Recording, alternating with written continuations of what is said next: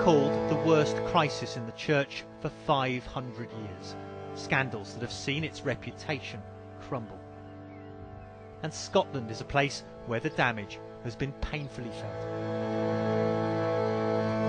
Well, these are the medieval ruins of St Andrew's Cathedral, the ancient seat of bishops and archbishops of St Andrews since the 12th century. The latest holder of the office was Cardinal Keith O'Brien, the man at the centre of allegations of inappropriate relationships with junior priests. He's denied any wrongdoing and has stepped down, but now damaging claims are resurfacing about how the church under Cardinal O'Brien handled past allegations of abuse. Right, this is my mother and father came out with a good friend. Martin Hannon was a trainee priest as a teenager at a Scottish seminary called Blair's College, where now Cardinal O'Brien later became rector. Hannon says boys, including himself, were routinely propositioned there, and worse. We know that at least one priest carried out a very serious sexual abuse of a 14, 15-year-old boy. That priest went to jail for that. That was back in the 1970s when I was at Blair's.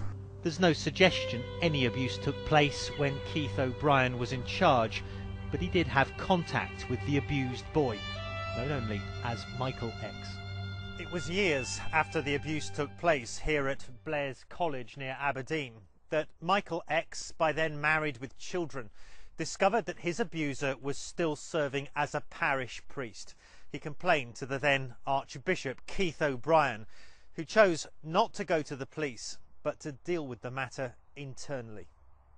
The priest was sent to a church clinic for sex offenders. The church paid Michael X more than $60,000.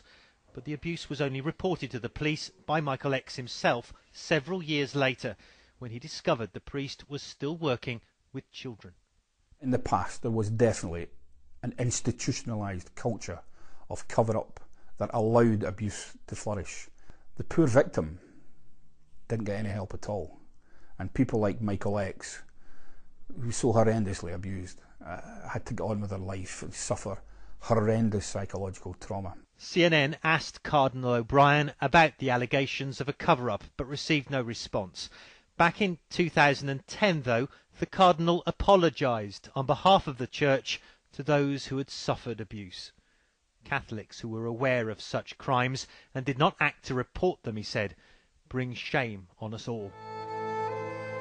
But some victims want more than apologies, amid calls for a full investigation into the Scottish Church's past. Until then, critics say old scandals may continue to haunt its future. Matthew Chance, CNN, St Andrews, Scotland.